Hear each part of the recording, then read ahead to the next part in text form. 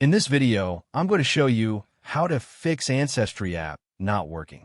First, to resolve this issue, we will first head over to our device settings. From here, scroll down and tap on General. Once you're in the General Settings tab, look for iPhone Storage option and tap on it. Over here, you can either search for the app or you can scroll down and look for it. Then tap on the app. On the next screen, you need to tap on the Offload app option. A confirmation pop-up will come up. Now tap on the Offload app option here. It'll take a bit for processing, and then a reinstall button will show up.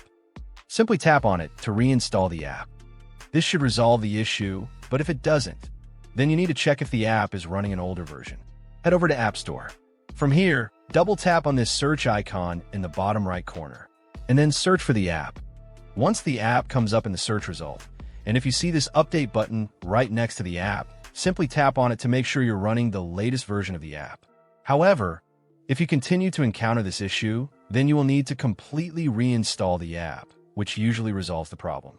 Head over to this screen the way we did before, and over here, tap on the Delete App option here to uninstall the app from your device. A confirmation pop-up will come up. Now tap on the Delete option here. Once uninstalled, open up App Store and search for the app in the search bar. After the app comes up in the search result, simply click on this cloud icon to install it back onto your device.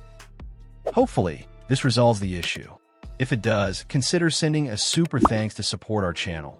And also don't forget to hit the subscribe button. We'll see you in the next video.